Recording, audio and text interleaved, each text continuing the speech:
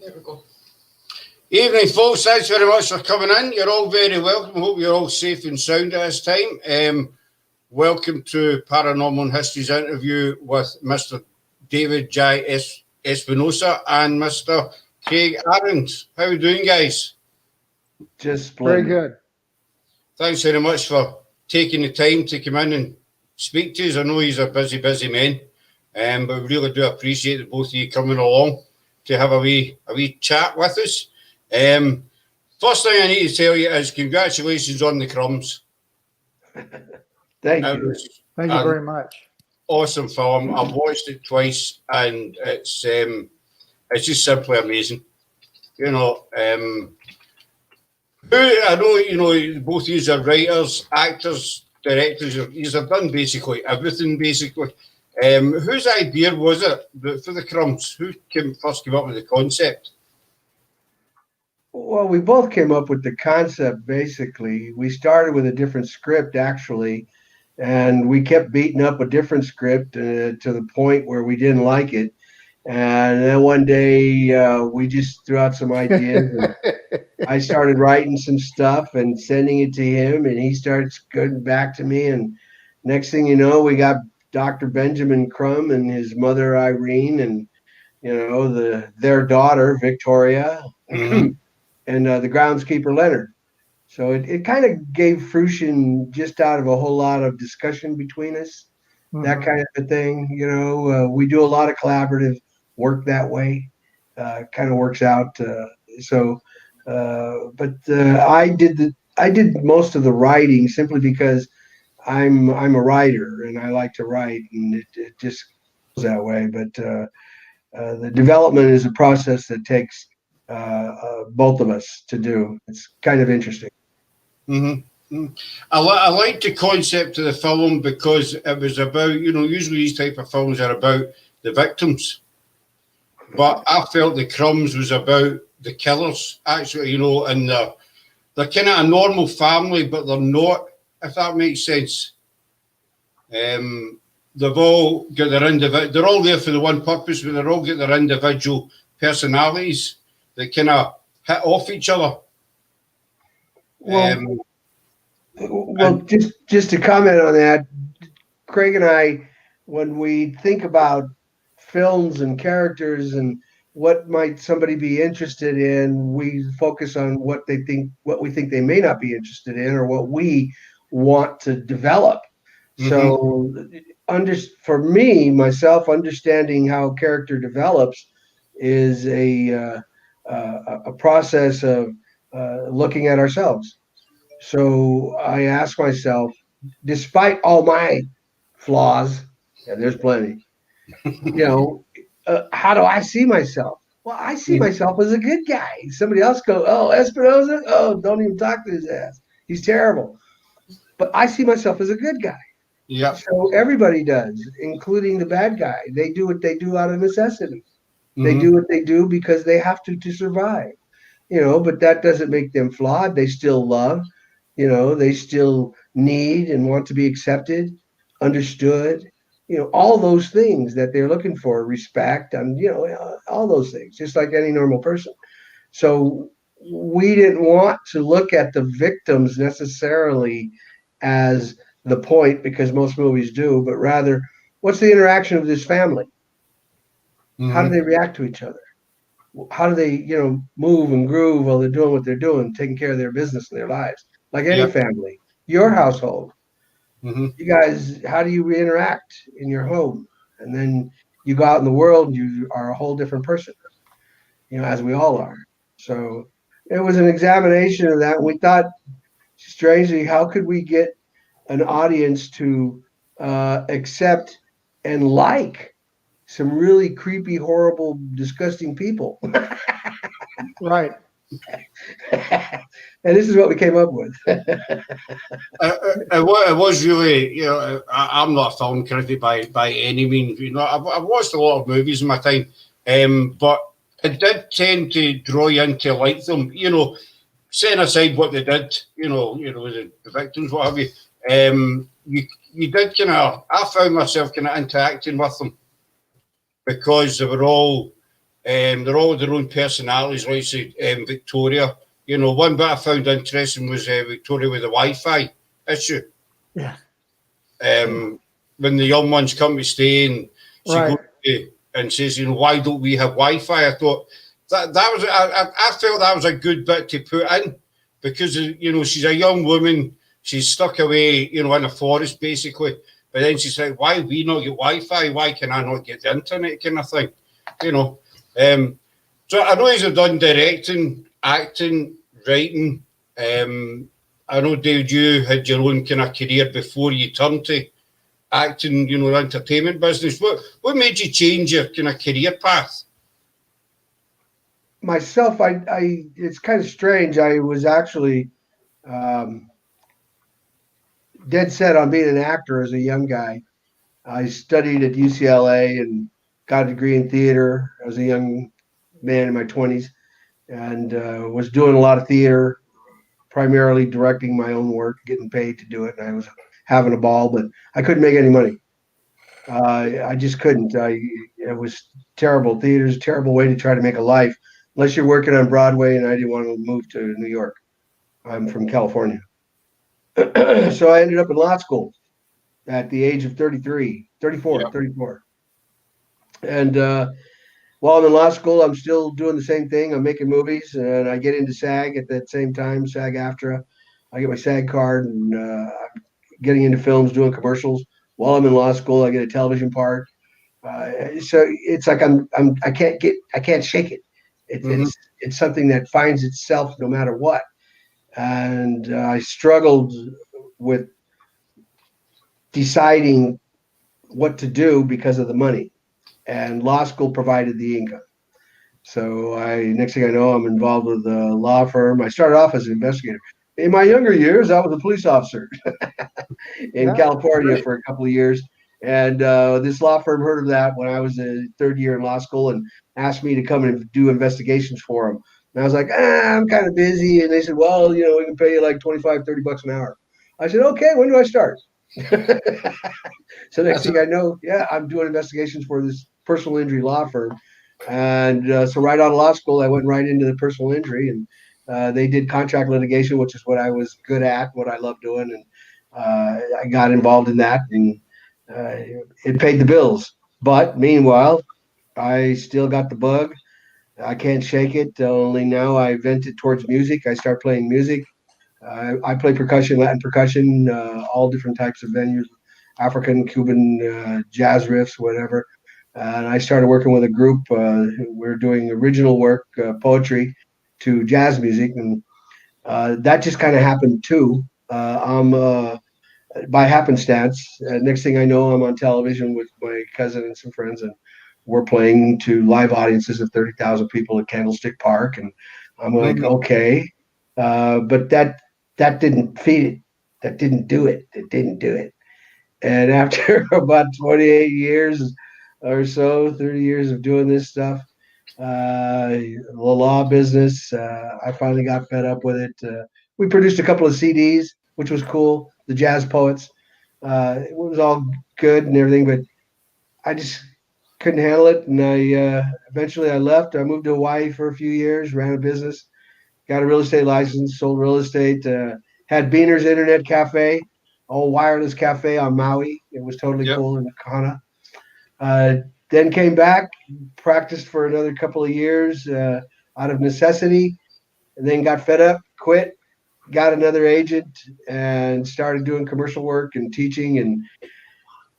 And I got hit up to do this film, which I got involved with, and I met a gentleman by the name of Todd Chase, who told me about a guy named Craig Ahrens, and said, you got to meet this guy, you got to meet this guy. And for a year, about a year and a half, Todd Chase chased me, no pun intended, to meet Craig, and kept telling me about this filmmaker who's won these awards, and he's got all these projects, and he knows what he's doing, and he wants to meet me. And I said, all right, fine. Now, unbeknownst to me, Craig really doesn't know much about me either. I think Todd's working the middle there and trying to get us both together. Wow. So I hook up with Craig, and here we are. He had a script, that he wrote, and I'll let Craig tell you about that, which was pretty cool, and we went from there. Craig, you as well, you've had quite a distinguished career, about 25 films. You were also in one of my favourite shows when they showed it here, Criminal Minds as well. Oh, yeah. Yeah.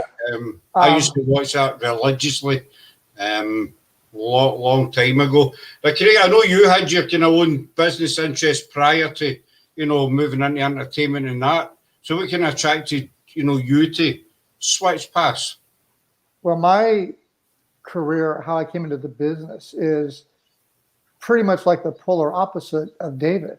My family were all business people, and I had zero desire, no goal, someday I'll be an actor or a filmmaker.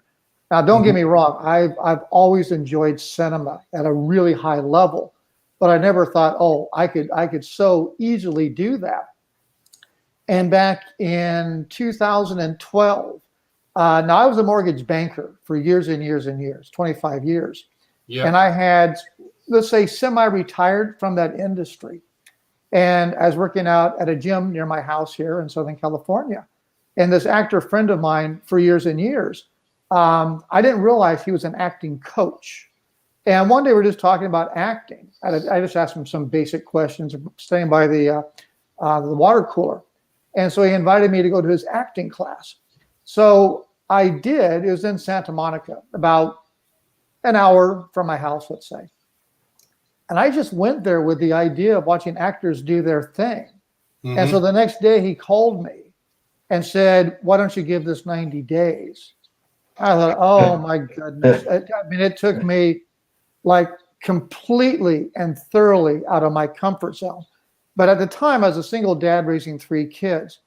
And so, like I always told my kids, be open to possibilities that a closed mind or a negative mindset won't allow for greatness to seep in. So I just threw caution to the wind and I did it. And I have to tell you, at a really, really high level, I sucked. I was like, there was when in grade school, right?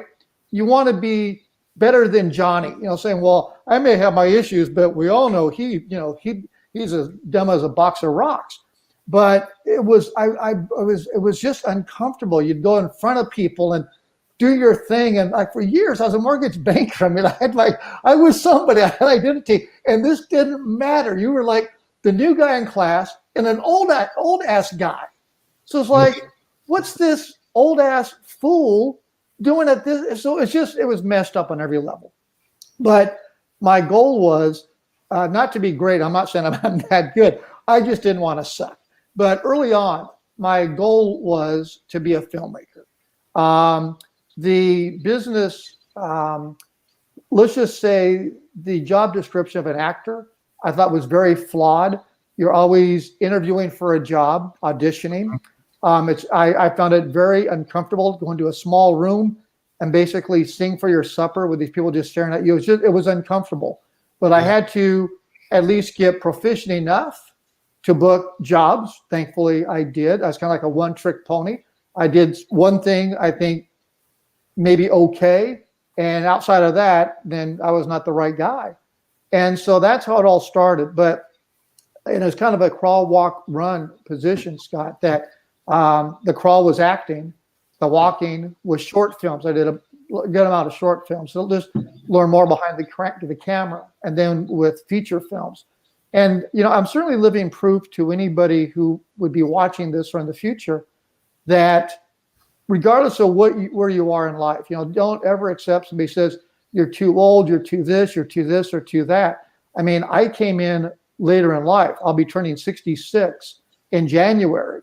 So if I would have waited any longer, I would have been dead. So, I mean, no, I will not get any lifetime achievement award for entertainment. It just doesn't pencil out particularly well. But certainly the story is for anybody saying, well, if that guy can do it, I can do it. I'd say, yeah, not only can you do it, you can do a whole lot better. So to David's point about Todd Chase, Todd introduced David and me. And I first met David under the heading of an attorney because That's what I really felt our company needed. David and I just clicked. He got where I was coming from. It just clicked. It just clicked. Then over time, I don't remember how much time, but over time, it came out that he's a graduate of UCLA School of Drama. He's written screenplays, novels. He's directed plays. He's an actor. All of these things with a 40-year career. Mm-hmm. And I'm thinking, oh, thank you, baby Jesus. What are the odds of this? That this would be like the only attorney I've ever met that's ever had an interest, let alone this depth of experience and success. Yep. And so then over time, the first I think was the script, but David read the script, made some suggestions, and started doing some rewrites. And I said, I was getting tired of keep saying thank you. So I said, look, man, you've got to be on here as co-writer. So that's how that started. And I'm talking about Evil Down the Street. That was our first film together. And I was going to be directing the film. And I just thought, look, that's silly that you have somebody with 40 years experience. Why am I doing this? So I said, I asked about co-directing. He said, oh yeah, I'd love to. David was receptive to everything I would suggest. Then after a while, I thought, this is silly, that, you can't have two bosses. You just direct the thing. And there was a role in the film, Father Bob. I said, what do you think of that character? He said, oh, I love it. I said, you want to play it? So that's how the whole thing just started. And what is nice that with our backgrounds, that be it talking with actors or anything that we do, investors, that we can go from talking about the arts to talking about contractual law that fast. David also is a professor in college, so from teaching contract law. So as a small company, that we quickly can negotiate any contract with any distributor. So it just allows us to be Jack be nimble, Jack be quick. Like David said, in the last couple of films, Demon Fighter and Love in Quarantine, that will be shooting February of next year, David has written those. And for the right reasons, that we have grown, that if both of us were co-writers, it's like, well, who's going to do that stuff over there that needs to get done? So we will collaborate on everything. And David knows all about my world. I know about his world, but we certainly have specific areas that we focus on. And if we didn't do that, there'd be just a lot of things falling through the cracks. So for two old ass guys, this is all we do. He lives about, David, 450 miles north of me? Something like that. I'm in Sacramento. He's down in Southern California, Orange County. Yeah. And so it allows us to be, as filmmakers, that, we can be in our home offices doing what we do. And once a year, or this time almost like twice in a year, if you will, getting together, and we get together when we shoot a film or a screening. So I don't mean to go on and on, but there you go. But the first time we met each other was a day before we shot our first film. Right. We had been working together for about 10 months in pre-production planning, putting together the business end a little tighter on the films, because each of our films is a separate business. That's how we run it, under the incorporated status of CRA Entertainment. Right. But each film is its own business entity, its own legal accounts, etc. And we keep that way for a very specific reason. The people who come and work with us, get involved in our films, some have an interest in the film. So we don't ever want that interest to be jeopardized by anything else we do. It takes a little more effort, but it keeps things very straight. We're pragmatic in that way. And Craig was speaking on that business end. With his background in mortgage banking and understanding all those processes, his connections in that regard, we're such a symbiotic fit. Well, the things that he does well and likes to do are the things I do not do so well and don't really want to do, and vice versa. So it works out well. The one common we have is that we both love acting, we both love films, and we both understand what we know. And that's the most important part. Right. What we know, we know. What I don't know is what I need to understand about. So we surround ourselves with everybody who does. It's not Craig and David making films. It's Craig and David leading and supervising a crew of extremely talented and skilled craftsmen and actors, and I mean, all kinds of people, down to people who are providing the food, the catering services. Everything counts. Not one thing can be left out.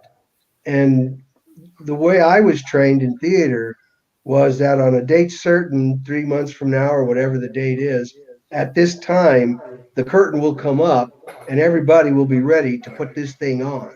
And it's Yeah. on. Yeah.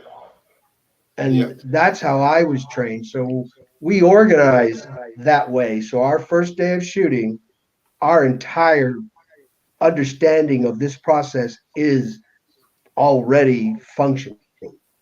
We know exactly what shot, what scene, who's in it, where at. We have come in on schedule for every film we've shot and on budget.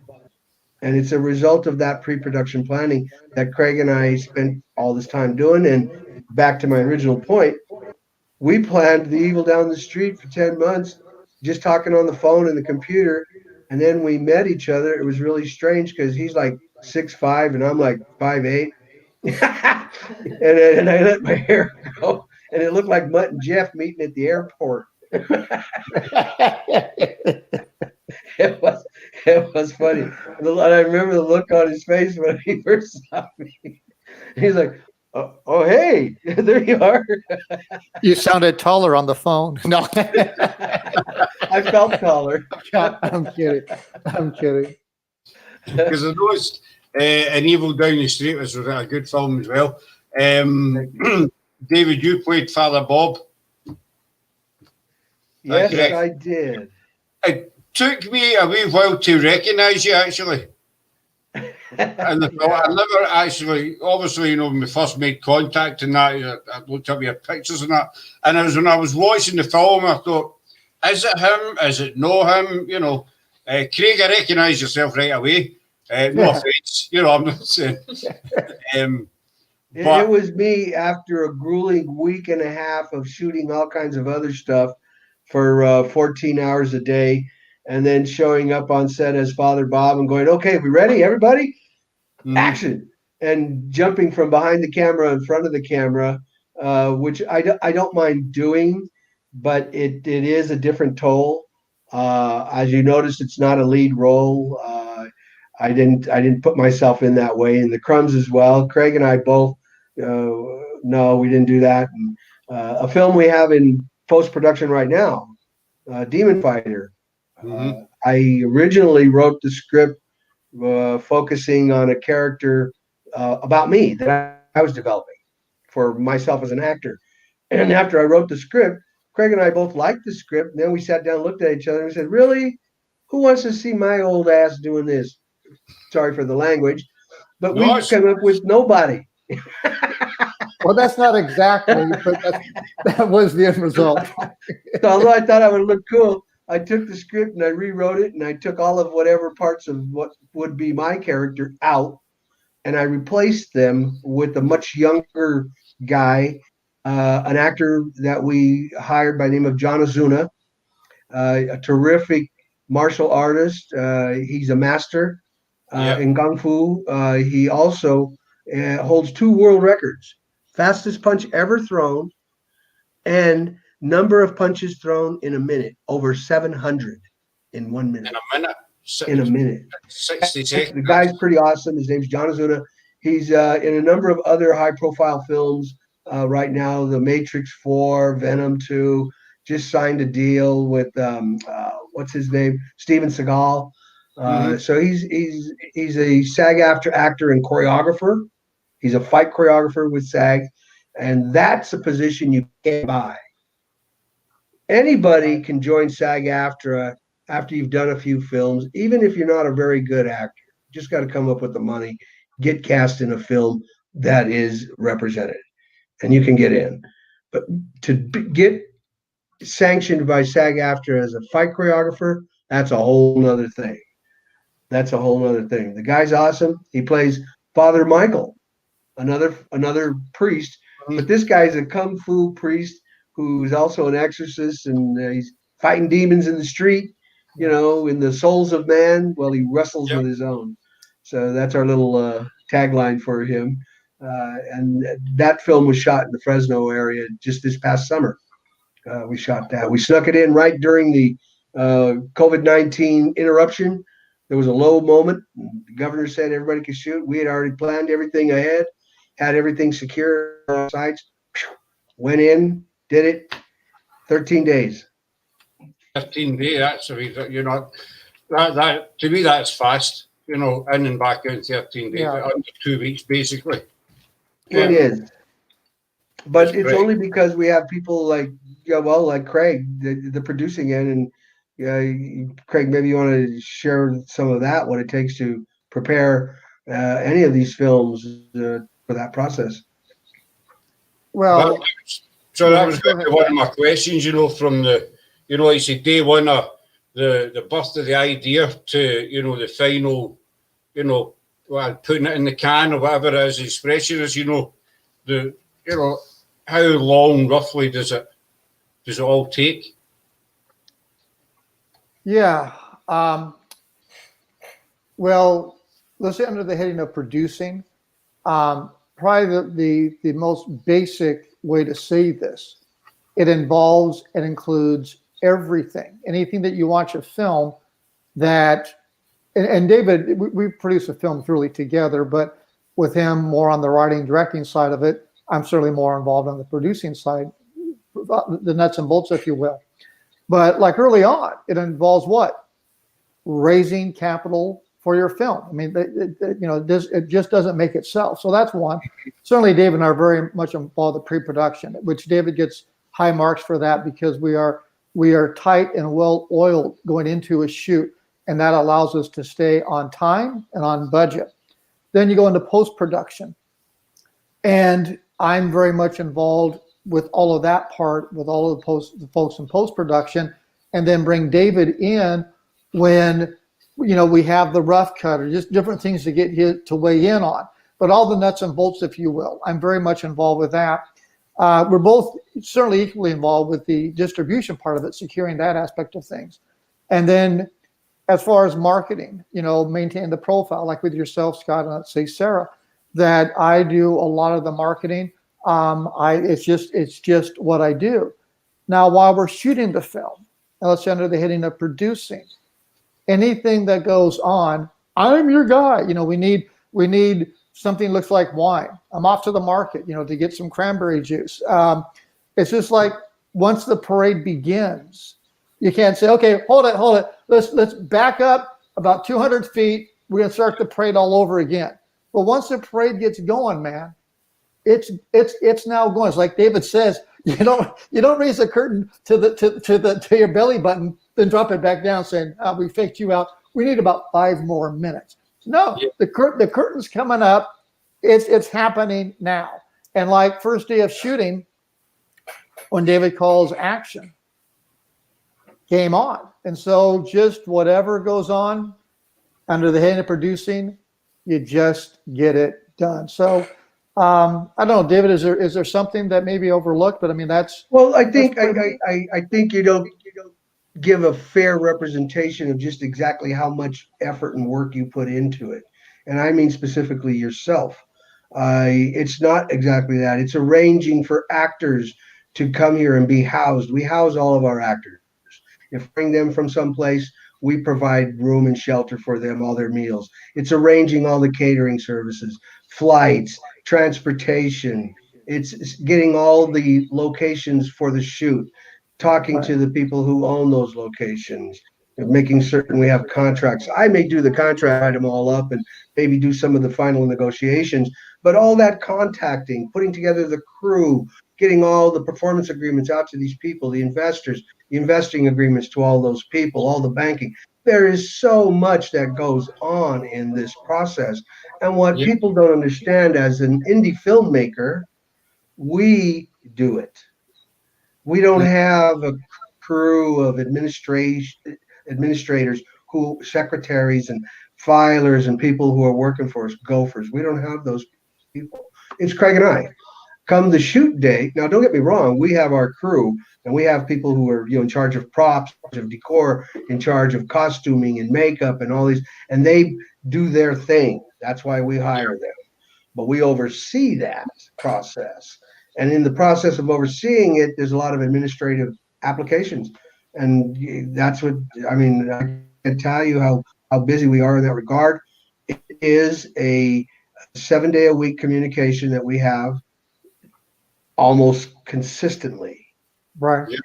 on a monthly basis. There's times when we don't, it breaks here and there because, as he's already said, we're two old ass guys. We don't have the time. Yeah. We need to stay busy. So we have a goal. We have 10 films we want to make. And we're coming down to number 4 coming around the corner here in February. Mhm. Hopefully it's a comedy. If not, we're prepared to call it a documentary. You've got We'll just change some things in it. Okay. If it's not funny, we just change up a few titles and Yeah. it's a documentary. Yeah. But either way, we're shooting it in February. And after we have another film lined up already, there's a concept story already been written, and we're moving towards that. So we're excited about what we do, but we've been a 2-man band up until we get right to the point. Now, fortunately, the last couple of films, we've been able to establish some relationships with some really great people. Dan Watt, our cinematographer, can't wait to work with him again. Dave Marshall, another cinematographer and gaffer as well. People here in Sacramento, Mr. Tomotzik, Matthew Tomotzik, aka Ghost. Down south, we've had people from I can't tell you how many people we've worked with. David Foster, David Johnson. These are all set designers, cinematographers, makeup people that we've worked with. Dan Acosta. I mean, amazing people who have done work for us. So it's not just Craig and I. It's a whole bunch of people. Our costumer on our last one, The Crumbs, she was going bananas. Her name is Denise, happens to be my beautiful wife, Denise Espinosa. And she doesn't just costume, but she's doing other stuff all the time. Everybody wears 3 hats. And I think that's what we're getting to. But the trick is you got to pick the right people who know when to change the hat, who know when to pick up something. Robert Crow, the guy who was part of CRA, he's a well-established seasoned actor. He's in The Crumbs. He plays the sheriff. He also is in Demon Fighter coming up. He plays Hank. He's doing line producing for us, obtaining spots. He contacts them ahead of time. We give him description, locations, what we're looking for. He runs them down. Bam. So it's a big team of people. And I think that's what I want to stress most, that we so appreciate the fact that you contact us and, applaud us and say, Craig and Dave, you guys are doing a hell of a job. When in fact, I sometimes feel like, I want to bring everybody at the same time and say, okay, here's Craig and Dave, and then all these people behind us, because that's really who we are. We're all those other people behind us who are doing this, working with us all the time. And in fact, if you like, I can arrange, you can interview some of these people. They're a fantastic experiences that I think you'd appreciate. I think your fans would. They love horror films. Dan Acosta, he runs Happy Death.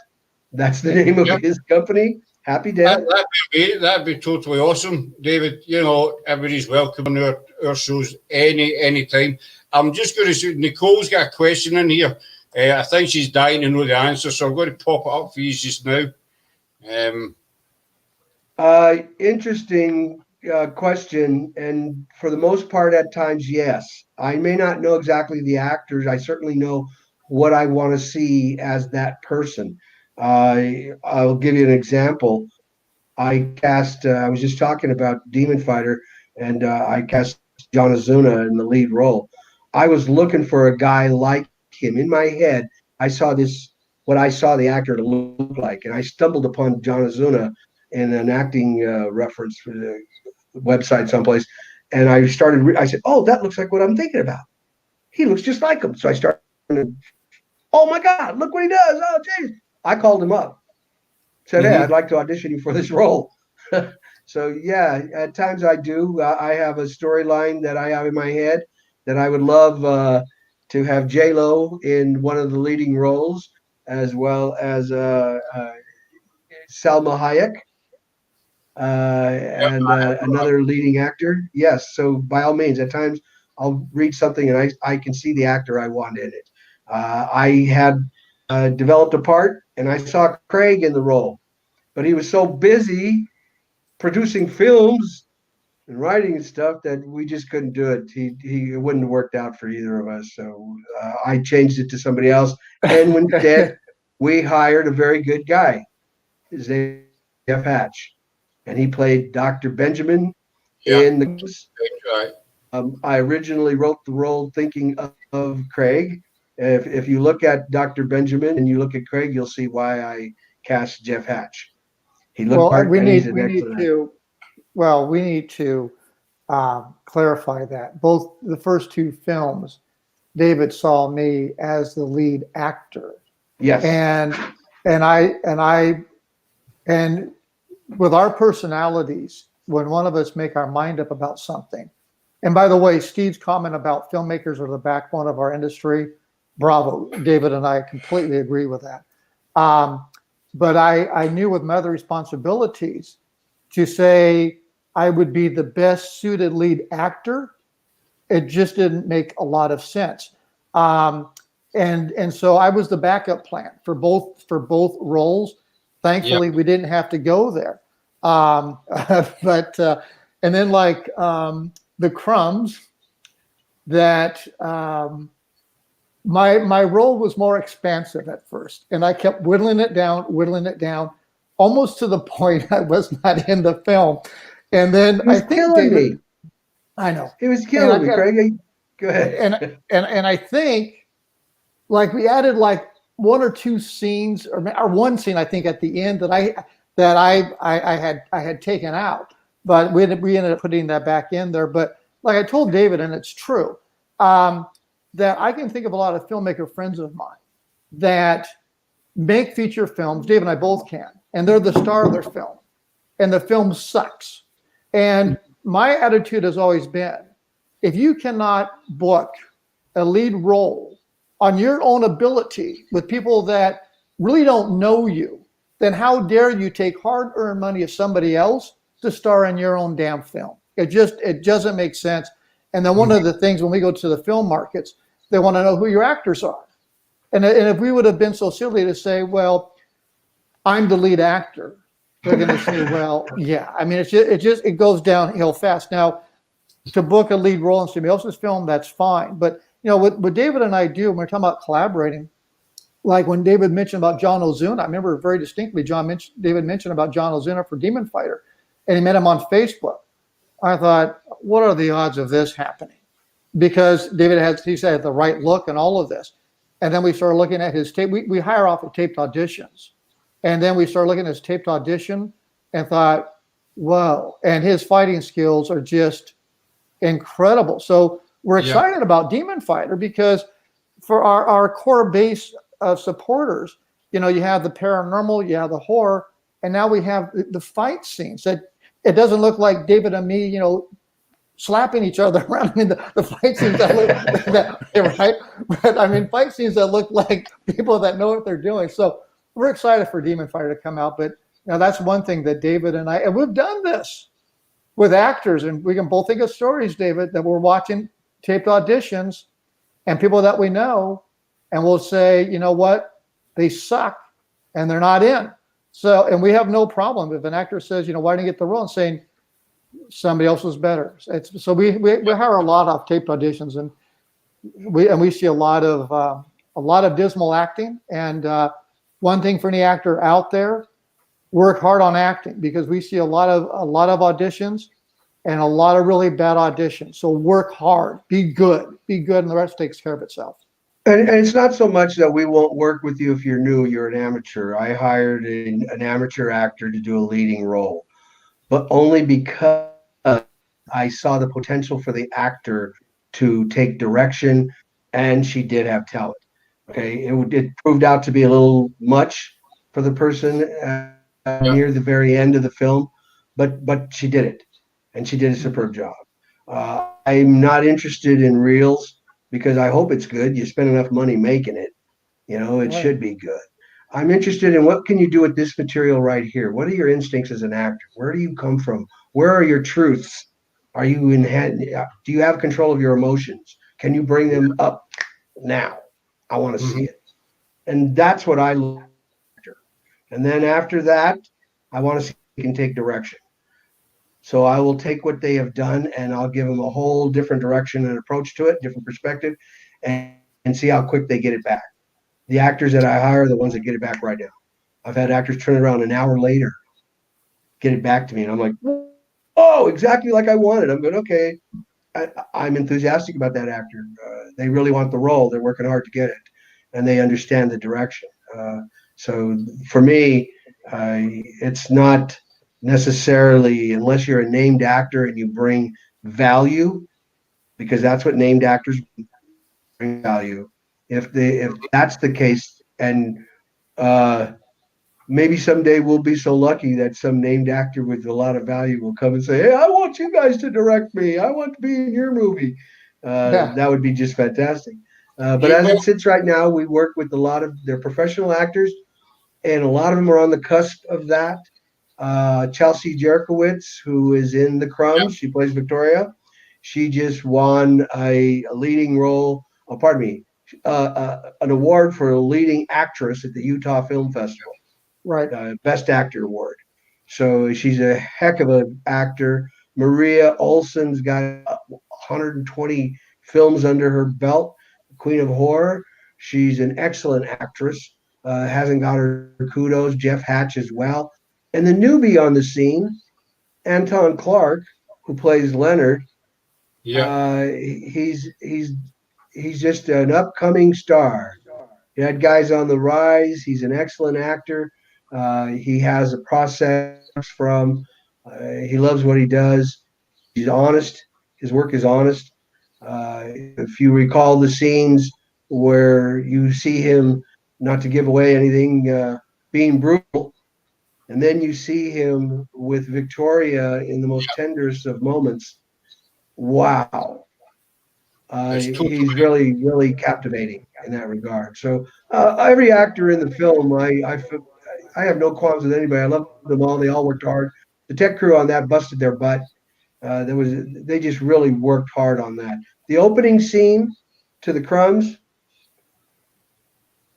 you see all those series of scenes from in the car to getting Mhm. out of the car into the house, etc., up the stairs, into the room, back down. One take, the entire thing, one shot. We set multiple cameras up. Yeah. We rehearsed what it was going to be. We put a guy in the back seat of the car with a camera. He followed him from that point out of the car to the front. We had cameras already stationed side to front who took the action from upstairs in the bedroom down the stairwell to the greeting to the fight to the potential rape scene, and one take.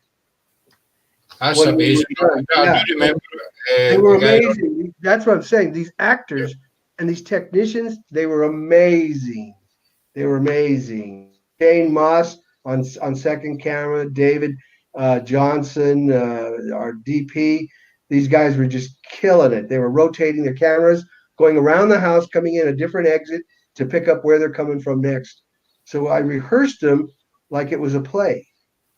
Yeah. We put 5 scenes together, interiors, exteriors, and action.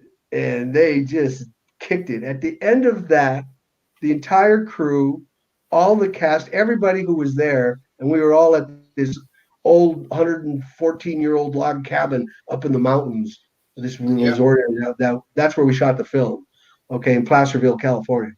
The whole place went mad. Everyone's clapping and thundering, and you could just hear the excitement, feel the energy from that. It was incredible. It was incredible energy. I was so excited about that. I couldn't believe, because I said, okay, we get one shot at this, guys. And they did it. And where I got the idea, it's not my original idea. The idea I actually stole from Alfred Hitchcock. He did it in a film called Rope. Yeah. There's maybe 2 takes, 2 cuts in the whole film. He shot it continuously, like it was a play. Jimmy Stewart was in it, and other notable actors. but incredible movie. And I always wanted to do that. And we had the opportunity for two reasons. We were running out of time. We were So that's forced, a good reason. yeah, forcing our schedule. And I knew they could do it. I wanted to keep the energy. And Craig and I had talked about it, and we set it up, and they did it. So it's the film crew, it's those people, you know, and I can't applaud them enough. There is. I think, you know, as you say, they would bring more people on. Totally awesome for us. Everybody's welcome. You know, we can set that up. That's not a problem. Anytime at all. One thing I was going to ask you, you know, David and Craig, you both starred in the films, you know, as the priest, and then you were the kind of cop guy in the Crumbs. Craig, you were the neighbour across the Bill Lawrence, I think it was. Am I right? Lawford, yeah. Lawford, sorry, Bill Lawford. I was close. I was. You're right there. You're right there. I was close. And then you were the homeless man in the Crumbs, where you kind of popped out of the bushes. I'm not going to say too much, you know. Yeah. You kind of jumped out of the bushes. He produces, directs, he's right, you know, he's doing everything. Do you find that, how easy do you find the balance between the acting and then, you know, as you said earlier on, guys, the jumping from being on the set to behind the camera? Well, I can answer that this way. In Demon Fighter, we had our first day of shooting. We went late, and I was so amped up afterwards, Scott. I didn't sleep maybe an hour, and so the next day we had a shoot. And I was in my car. Told David, I said, this was like around 5 o'clock. I said, I'm gonna go to my car and, like, you know, maybe close my eyes. So I'm in my car. So I get a knock on the window and said, hey, we need you to suit up as the homeless guy. So I had on my trunk from the previous film, my homeless guy gear, right? So there I am in a parking structure, getting suited up for the return, and the Crumbs is called The Woodsman. So now I'm getting suited up as a homeless guy for Demon Fighter.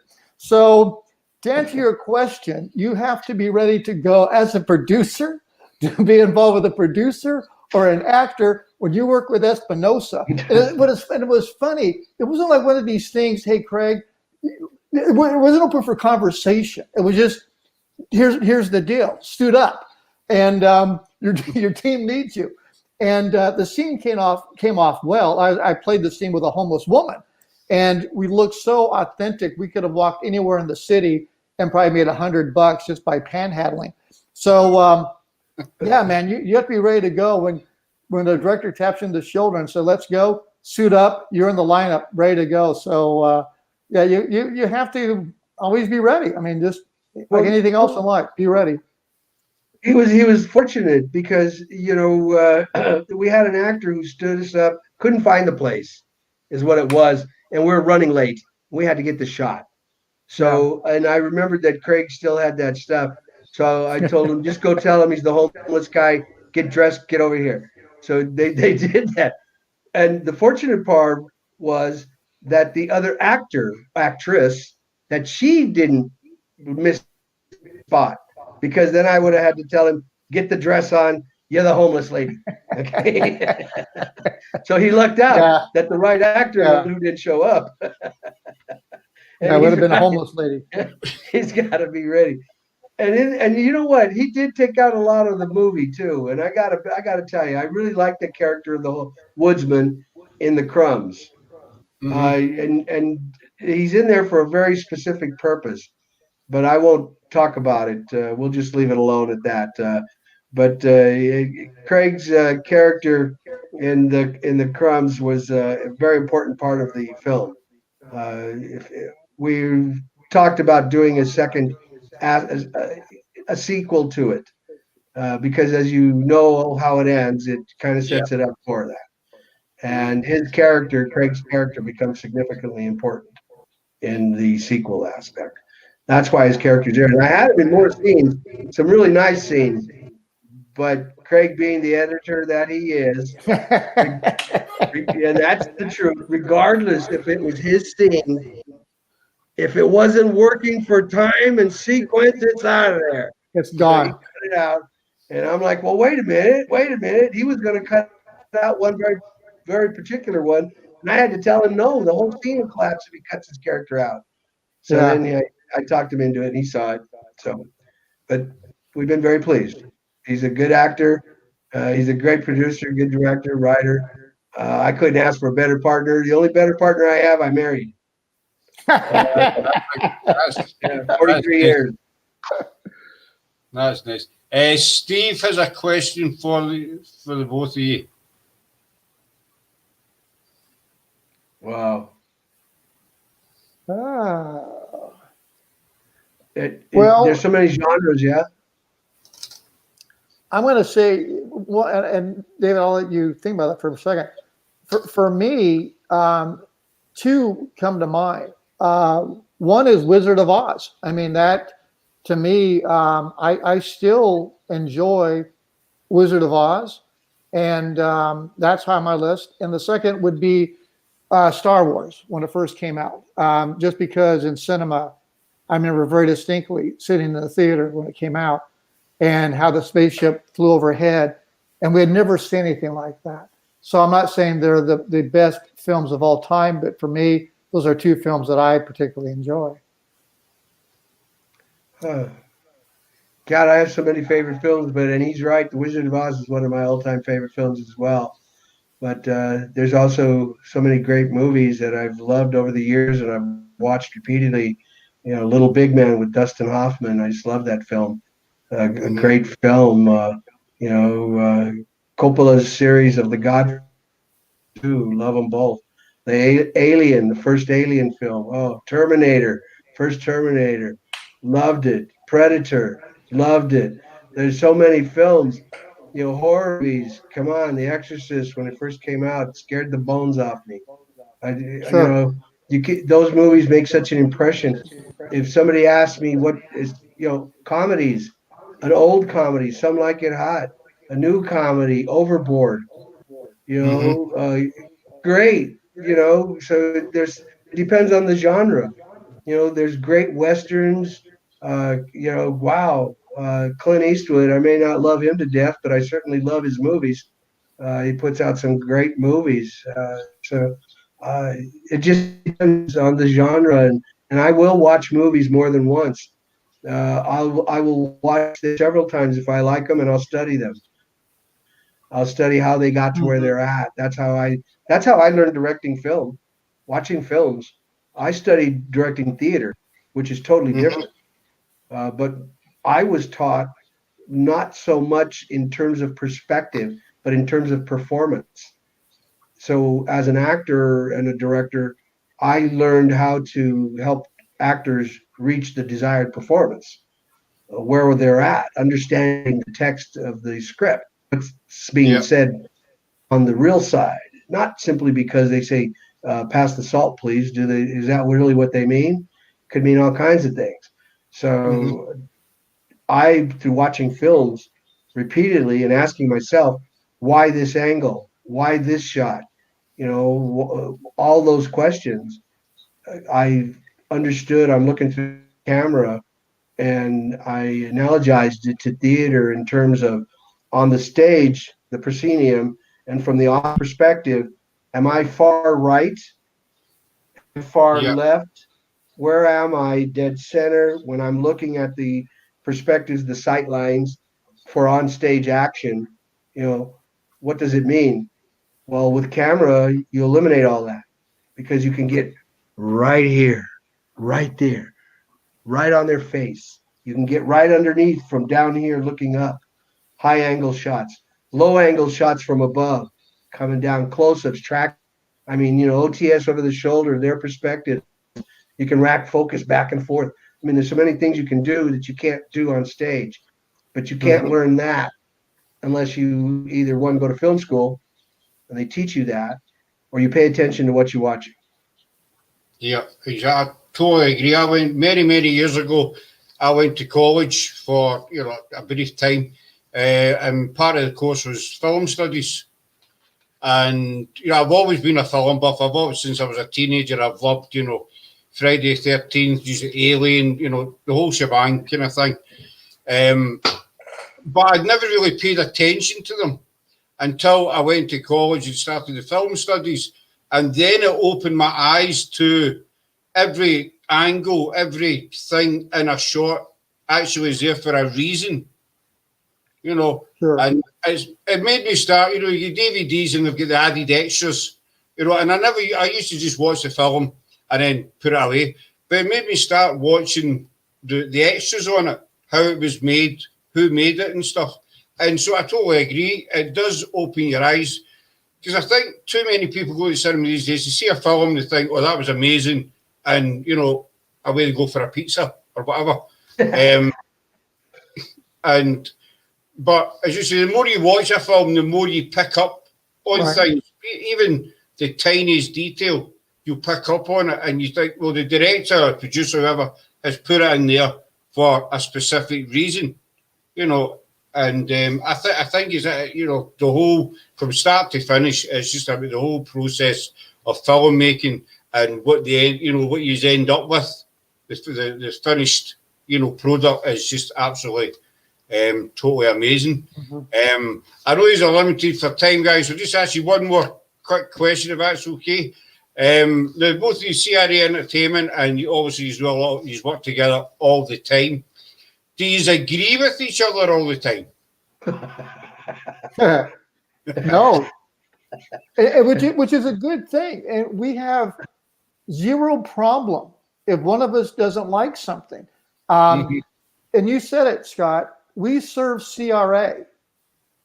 We co-manage CRA together, and our responsibility is to ensure the integrity of CRA, of the quality that we end up producing together. So if I have something I'm pitching David, if you will, he'll become quiet, and as soon as he becomes quiet and doesn't jump in, I'm realizing, all right, well, this isn't going anywhere. And vice versa, if David is telling me something and I'm just thinking about it, trying to get a sense on something, and if we don't like it, man, we don't like it. Like the script we were working on before we decided on the crumbs, it just wasn't really going anywhere. If there's an actor I'm fond of, David has no problem giving his opinion if it's a contrary view, or vice versa.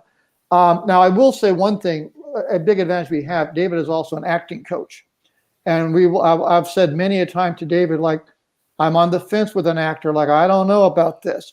And I'll say, it's your call. I mean, can you get them where you want them to be? And that's a real big plus for us, that I don't know of another director that also is an acting coach. So that's good for our actors, that we're able to get them, David's able to get them to where we want to go. But no, David and I, we don't agree on everything, but we may start out here, then we'll just get to eventually here. So go ahead, David. What are your thoughts?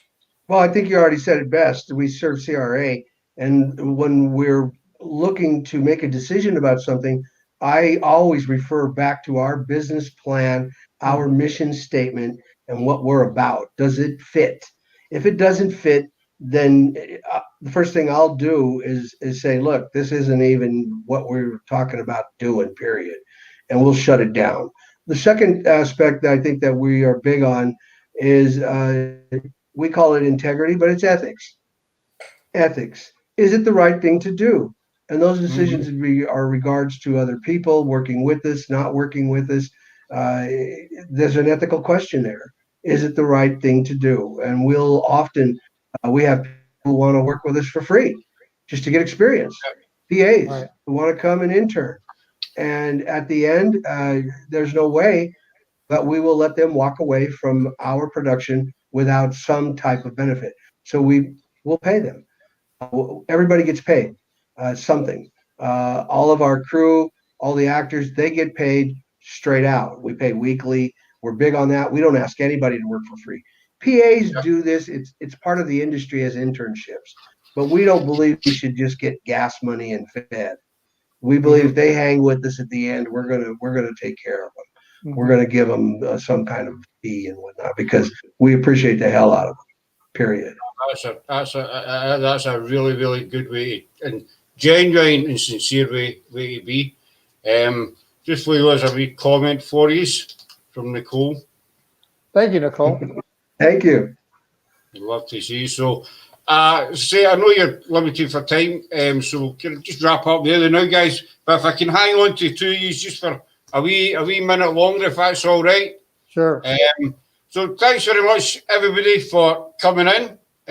Thanks, Craig and David, for a really, really interesting chat with us. I hope we get you back again very soon. And so everybody came in. Thanks very much for coming in. Stay safe and take care, and we'll see you the next time we're here. So thanks for now. Take care. Thank you. Thank you very much.